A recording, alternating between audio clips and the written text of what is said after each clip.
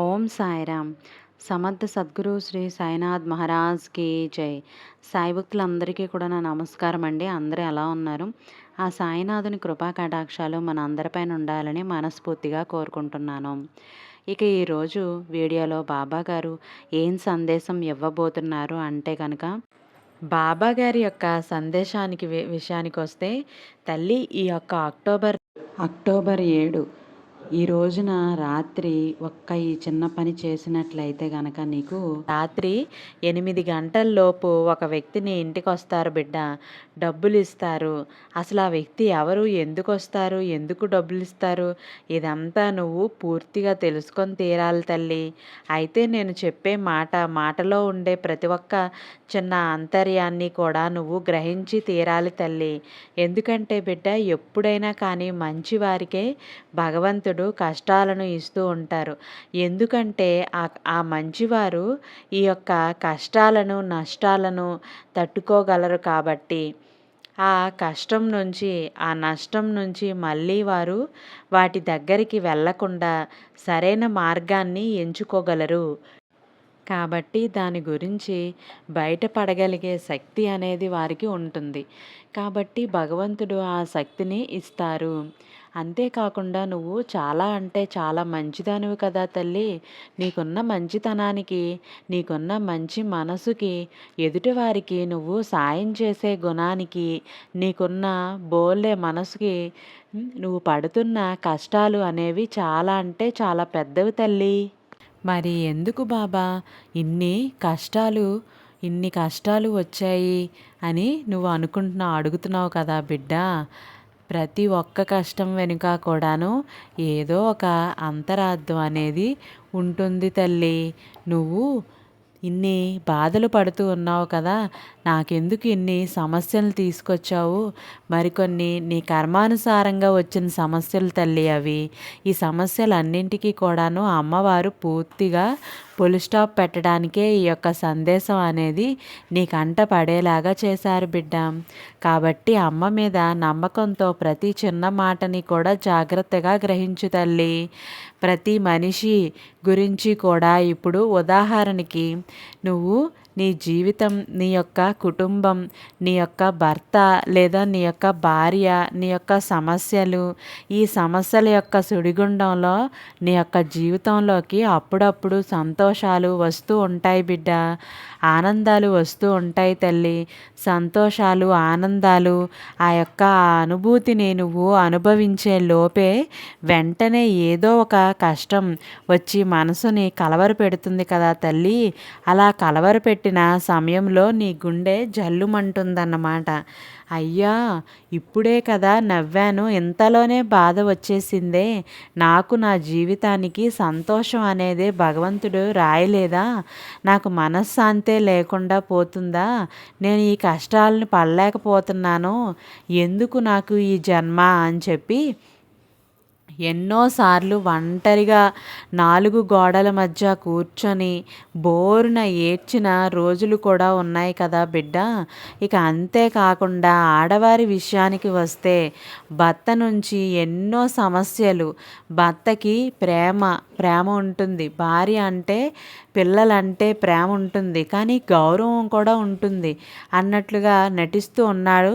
నీ జీవితంలో ముఖ్యంగా నీ మాట విన్నట్లుగానే ఉంటారు, కానీ నీ మాట వినరు. అంతేకాకుండా నువ్వు ఏదైతే వద్దు, చెయ్యొద్దు అంటావో అదే చేస్తారు, అదే చేసి చూపిస్తారు. ముఖ్యంగా తనకి ఉన్న మద్యపాన వ్యసనం వల్ల కానీ, ఎప్పుడు బయటికి వెళ్తే ఎప్పుడు తాగి వస్తారో అని చెప్పి నువ్వు భయపడుతూ మనసులో ఏదో నీకు తెలియని భయాందోళనకు గురవుతున్నావు కదా తల్లి. ఇతని గురించి నేను టెన్షన్ పడకూడదని చెప్పి ఎప్పటికప్పుడు నీ మనసుని నువ్వు సర్ది చెప్పుకునే ప్రయత్నం అయితే చేసినప్పటికీ కూడాను నీ మనసులో అవే ఆలోచనలు వస్తాయేమో కదా తల్లి. తాగుతున్నాడేమో, తాగొస్తాడేమో, ఎలా ఉంటాడో, ఎలా నడుచుకుంటాడో అనే ఒక్క టెన్షన్ అయితే నిన్ను మనశ్శాంతిగా లేకుండా చేస్తుంది కదా తల్లి. కాబట్టి ఈ యొక్క భర్త వల్ల నువ్వు మానసికంగా అశాంతిని పొందుతూ ఉన్నావు. ఈ యొక్క సమస్య నుంచి ఎలా బయటపడాలో, ఎవరికి చెప్పుకోవాలో కూడా నీకు తెలియట్లేదు. నా అనుకున్న వారికి చెప్తే వదిలేసేయ్, ఏమవుతుంది? ఈ రోజుల్లో ఇదంతా కూడా కామనే కదా! నిన్ను చూసుకుంటున్నాడు కదా! నీ పిల్లల్ని చూసుకుంటున్నాడు కదా! అని చెప్తూ ఉంటారు. కానీ ఆ ఒక్క అలవాటు అతనికి లేకుండా ఉంటే నా జీవితం ఇంకా బాగుండేది కదా అని చెప్పి, ఈ టెన్షన్ అనేది లేకుండా ఉండేది కదా అని చెప్పి నీ మనసులో ఎప్పటికప్పుడు అనిపిస్తూనే ఉంటుంది. అలా అనిపించినప్పటికీ కూడాను అతని యొక్క ఆ అలవాటులో ఏ చిన్న మార్పు అనేది రాకపోవటంతోటి నీ గుండెల్లో బండలాగా అది ఎప్పుడూ మోస్తూనే ఉన్నావు. మరి ఈ సమస్యకు పరిష్కారం ఏంటి బాబా అని చెప్పి నువ్వు అడగచ్చు. తల్లి, ఒకే ఒక మాట చెప్తాను, జాగ్రత్తగా విను. ఏంటి అంటే కనుక ఎప్పుడూ చెప్పేదే. అయినా మళ్ళీ మళ్ళీ విసుగు లేకుండా చెప్తున్నాను. ఎందుకంటే నేను నీ యొక్క తండ్రి స్థానంలో ఉన్నాను. తల్లి, నా బిడ్డ సంతోషమే నాకు ముఖ్యం కాబట్టి. నా బిడ్డ జీవితం అంధకారంలో పడకుండా చూసుకోవటమే నా ముఖ్యం. నా బిడ్డ సంతోషంగా బ్రతికినా చాలు, ఆనందంగా ఉండాలి అనుకోవడమే నా యొక్క ముఖ్య లక్షణం. అసలు ముఖ్య లక్ష్యం కాబట్టే మళ్ళీ చెప్తున్నాను, విను. ఈ జీవితం చాలా చిన్నది. ఈ జీవితానికి నిన్ను నీ తల్లి తీసుకొచ్చింది. నీ తల్లి నిన్ను తీసుకొని భూమి మీదకి పెట్టినప్పుడు ఆ తల్లి నువ్వు చక్కగా పెరగాలమ్మా, ఆనందంగా ఉండాలి. నిన్ను ఏ కష్టము తాకూడదు అమ్మ, ఏ నష్టము నిన్ను అంటకూడదమ్మా. నువ్వు నూరేళ్ళు ఆయురారోగ్యాలతో ఆనందంగా ఉండాలి తల్లి అని చెప్పి కళ్ళల్లో పెట్టుకుని, తల్లి తండ్రి గారాబంగా నిన్ను పెంచుకొని ఒక ఇంటికి కోడల్ని చేశారు. ఇలా ఆ ఇంటికి వెళ్ళిన తర్వాత నువ్వు సంతోషంగా ఉంటే వారు హాయిగా నిద్రపోతారు. నువ్వు బాధపడుతూ ఉంటే వారి గుండెల్లో బండ పడినట్లు అవుతుంది. అయితే ఇక్కడ నువ్వు గ్రహించాల్సింది పూర్తిగా నువ్వు ఎలా ఉండాలి అని చెప్పి. ఇక్కడ నువ్వు ఒకరి జీవితాన్ని పట్టించుకునే ప్రక్రియలో నీ జీవితాన్ని నువ్వు నిర్లక్ష్యం చేసుకుంటూ ఉన్నావు. ఇక్కడ ఎప్పుడూ కూడా ఎవరు ఎలా ఉంటారో, ఎవరు ఎలా పోతారో తెలియని జీవితాలు. ఇవైతే ఈ యొక్క జీవితంలో బాగా త్రాగేవాడు కూడా 100 సంవత్సరాలు జీవించేవారు కూడా ఉన్నారు. అలా అని చెప్పి ఆ అలవాటు ఉన్నవారు మధ్యలోనే లివర్ పాడయ్యి, ఇంకేదో పాడయ్యి, హార్ట్ ప్రాబ్లమ్ వచ్చో మధ్యలోనే చనిపోయేవారు కూడా ఉన్నారు. కానీ ఏ వ్యసనాలు లేకుండా హెల్తీగా రోజు ఆరోగ్యకరమైన ఆహారం తీసుకుంటూ కూడా చక్కగా ఎక్సర్సైజులు చేసుకుంటూ ఉండి కూడా హార్ట్ అటాక్ వచ్చిపోయిన వాళ్ళని కూడా నువ్వు చూసే ఉంటావు కదా. అయితే ఇక్కడ ఆరోగ్యం మీద ఎవరు కూడా ఎంత జాగ్రత్తగా ఉన్నప్పటికీ, ఎంత అంటే అజాగ్రత్తగా ఉన్నప్పటికీ పోయే సమయంలో పోతూనే ఉన్నారు. అయితే నువ్వు తాగుడు గురించి ఆలోచిస్తూ ఉన్నావు కదా తల్లి. అయితే అది తాగడం వల్ల తన ఆరోగ్యం పాడవుతుందేమో అని భయపడుతూ ఉన్నావా? లేకపోతే తాగి నిన్ను హింసిస్తాడేమో అని భయపడుతూ ఉన్నావా? లేదా త్రాగి నీ యొక్క చేతుల్లో రూపాయి లేకుండా చేసుకుంటాడేమో అని భయపడుతున్నావా? లేదా త్రాగి నీ యొక్క కుటుంబాన్ని బజారు పాలు చేస్తున్నాడని భయపడుతున్నావా? ఇక్కడ నీకు భయం దేనికి సంబంధించింది? తన ఆరోగ్యానికి సంబంధించింది అయితే ఒకసారి చెప్పావు, 2 సార్లు చెప్పావు, 10 సార్లు చెప్పావు, వినలేదు. వదిలిపెట్టేయాలి. నీవు వదిలిపెట్టి తీరాలి. ఇక ఇన్నిసార్లు చెప్పినా మార్పు రానప్పుడు గొడవలు అనేవి అనవసరం. కాబట్టి నీ జీవితం మీద నువ్వు శ్రద్ధ పెట్టి, నీ మాట వినని వారి గురించి నువ్వు పట్టించుకోవద్దు. నీ గురించి నువ్వు ఆలోచించుకోవాలి. నిన్ను నువ్వు గౌరవించుకోవాలి. నిన్ను నువ్వు ప్రేమించుకోవాలి. నిన్ను నువ్వు జాగ్రత్త పరుచుకోవాలి. నువ్వు టైంకి తిను, టైంకి పడుకో. నువ్వు ఆరోగ్యంగా ఉండటానికి సరైన ఆహారాన్ని తీసుకో. రోజు చక్కగా ఎక్సర్సైజులు చేసుకోవాలి. మనసుని స్థిమితంగా ఉంచుకో. ధ్యానం చేసుకో. మనసు ప్రశాంతంగా ఉంచుకో. పిల్లల్ని చూసుకో. ఇల్లు చక్కదిద్దుకో. ఇవన్నీ చేసుకొని నీకు దేని మీదైతే ఆసక్తి ఉందో దాని మీద శ్రద్ధ పెట్టి ఆ పనిలో ఒక రూపాయిని సంపాదించుకునే ప్రయత్నం అయితే చెయ్యి. నిన్ను నువ్వు బిజీగా మార్చుకో. అలా నిన్ను నువ్వు బిజీగా మార్చుకుంటే నీ చుట్టుపక్కల ఉండే వారి మీద ఆలోచన అనేది నీకు తగ్గుతుంది. అలా ఎప్పుడైతే తగ్గుతుందో నీకు మనశ్శాంతి అప్పుడు లభిస్తుంది. లేనిపోని ఆలోచనలు, లేనిపోని భయాలు, లేనిపోని టెన్షన్లు పెట్టుకోవద్దు. అవతలి వారు నిన్ను పట్టించుకోనప్పుడు, అవతలి వారు నిన్ను నిర్లక్ష్యం చేస్తున్నప్పుడు నువ్వు కూడా వారి గురించి పట్టించుకోవద్దు. వారిని కూడా నువ్వు నిర్లక్ష్యం చెయ్యి. నీ జీవితాన్ని నువ్వు చూసుకో. నువ్వు సంతోషంగా ఉండు, ఆనందంగా ఉండు. ఒక తండ్రిగా నేనే చెప్తున్నాను. అంతా సర్దుకుంటూ ఉంటుంది. ప్రతీదీ కూడాను నీ కాళ్ళ దగ్గరికే వచ్చి చేరుతుంది. ఇది సత్యం. తల్లి అనుగ్రహించింది. తల్లి అనుగ్రహించింది. ఇంకా ఇంతకు మించి నేను ఏది చెప్పలేను. ఎందుకంటే నీ జీవితం మీద నీకు శ్రద్ధ ముఖ్యం. ఇది నువ్వు అండర్లైన్ చేసుకోవాలి. తల్లి ఇప్పుడైనా అక్టోబర్ 2వ తారీఖు ఇప్పటికైనా దసరా నవరాత్రుల్లోని అమ్మవారిని అంగరంగ వైభవంగా పూజించుకుంటూ ఉన్నావు. అమ్మ శక్తి అనేది ఎంతో ప్రతీదీ కూడా ఆ తల్లే చూసుకుంటుంది బిడ్డ.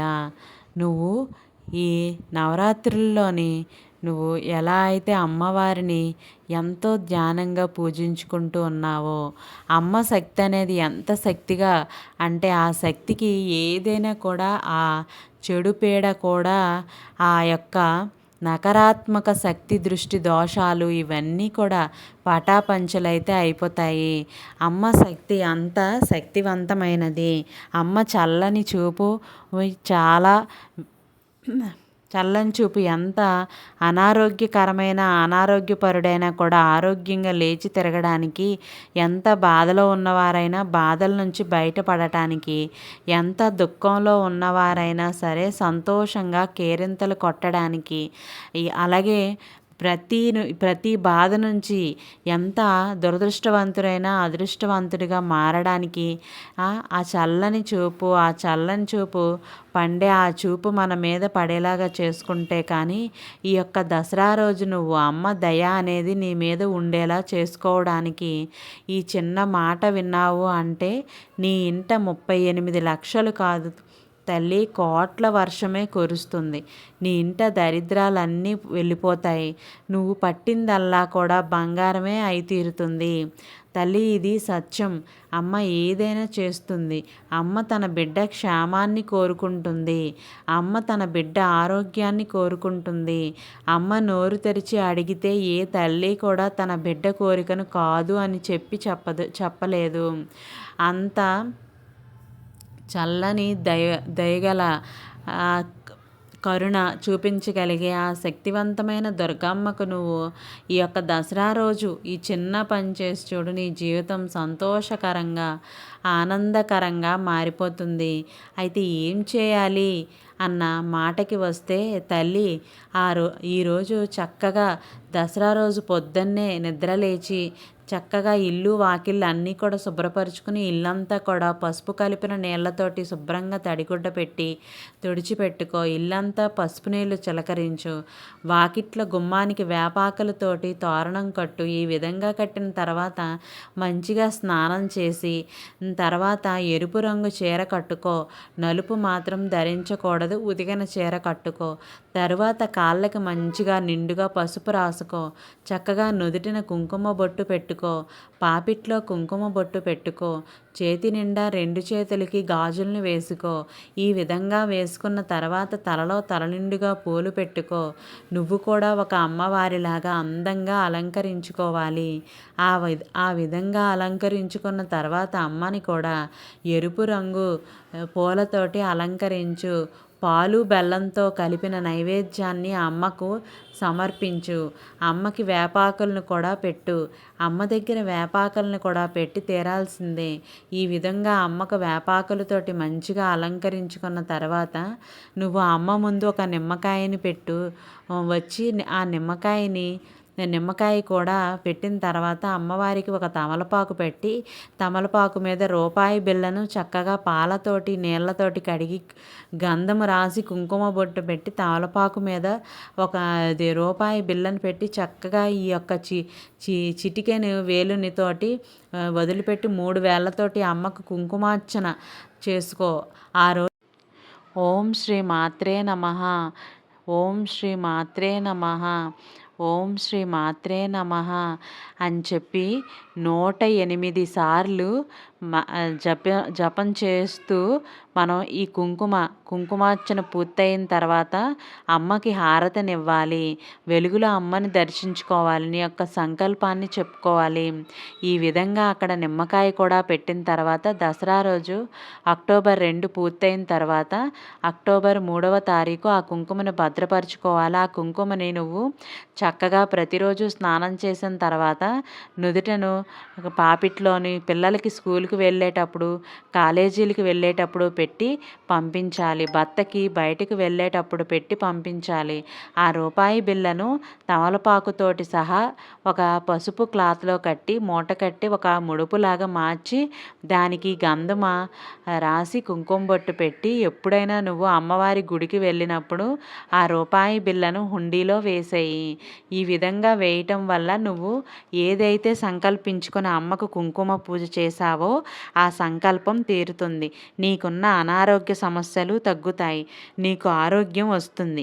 ఎవరన్నా అప్పు తీసుకున్నారా, తిరిగి ఇవ్వలేదా, వారే స్వయంగా ఇంటికి వచ్చి మరి నీ డబ్బులు నీ చేతిలో పెట్టి వెళ్తారు.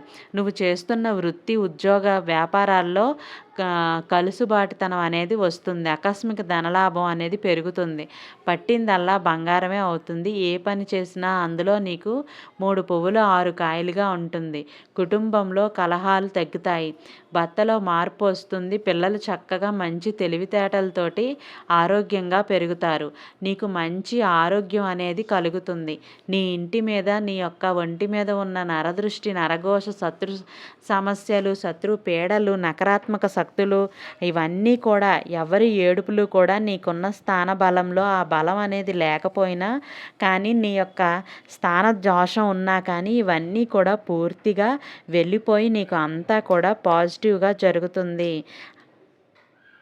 తరువాత అమ్మ దగ్గర పెట్టిన శక్తివంతమైన ఆ నిమ్మకాయని తీసుకొని నువ్వు డబ్బు, బంగారం దాచే ప్రదేశంలో బీరువాలో పెట్టుకోవాలి. ఈ విధంగా పెట్టుకోవటం వల్ల ధనం ఆకర్షణ అనేది పెరుగుతుంది. బంగారం ఆకర్షిస్తుంది. ధనం నీ చేతిలో నిలకడగా స్థిర నివాసం ఉంటుంది. బంగారం అలా కొంటూనే ఉంటావు. నీకు వచ్చిన సమస్యలు పూర్తిగా తీరిపోతాయి. నీకున్న అప్పుల సమస్యలన్నీ కూడా పూర్తిగా తీరిపోతాయి. నీ యొక్క మనశ్శాంతి లేనితనం, నీ యొక్క అతిగా ఆలోచించే బాధపడే తత్వం ఇవన్నీ కూడా పూర్తిగా పోయి నీ ఆలోచనలో సంతోషం కలుగుతుంది. నీ జీవితం అంతా కూడా సంతోషమయంగా మారుతుంది. నువ్వు పట్టిందల్లా కూడా బంగారం అవుతుంది. ఖచ్చితంగా ఇది జరిగి తీరుతుంది తల్లి. ఇది అక్షర సత్యం కాబట్టి దసరా రోజు నీకు అమ్మవారి యొక్క అనుగ్రహం, అమ్మవారి యొక్క ఆశీర్వాదం అనేది నీ మీద ఉంది కాబట్టే ఈ వీడియో అనేది నీ కంట పడింది అని చెప్పి నువ్వు భావించి దసరా రోజు రాత్రి 8 గంటల్లోపు ఎప్పుడైనా కానీ నువ్వు ఈ చిన్న పని చేసుకో, నీకు శుభం జరుగుతుంది తల్లి. ఇది వదులుకున్నావు అంటే మళ్ళీ వచ్చే దసరా వరకు నువ్వు వేచి ఉండాల్సిందే. అప్పటికి అమ్మ యొక్క అనుగ్రహం నీ మీద పడుతుందో లేదో, ఒకవేళ నీకు ఇటువంటి సందేశం వస్తుందో రాదో. కాబట్టి ఈ యొక్క సంవత్సరాన్ని ఉపయోగించుకోవాలి. ఈ రోజున నువ్వు ఉపయోగించుకొని చక్కగా నువ్వు ఈ చిన్న పని చేసుకొని నీ జీవితంలో సంతోషాలని ఆహ్వానించు తల్లి అని చెప్పి ఈరోజు బాబాగారు మనకి చాలా చక్కటి సందేశాన్ని మన అందరి కోసం అయితే అందించారండి. ప్రతి ఒక్కరూ కూడాను ఈ దసరాని ఈ విధంగా చేసుకున్నట్లయితే మీకున్నటువంటి నెగిటివిటీ అంతా పోయి పాజిటివిటీని మీరు మీ ఇంట్లోకి రానిచ్చుకున్నట్టే. అలాగే అమ్మ దయ ఉంటే అన్నీ ఉన్నట్లే. ఈ వీడియో మీకు నచ్చినట్లయితే లైక్, షేర్, సబ్స్క్రైబ్ చేయండి. అలాగే మీ ఫ్రెండ్స్కి, మీ రిలేషన్స్కి షేర్ చేయండి. రేపటి సాయి వాక్తో మళ్ళీ కలుద్దాం. సర్వే జన సుఖినో భవంతు. Thank you for watching.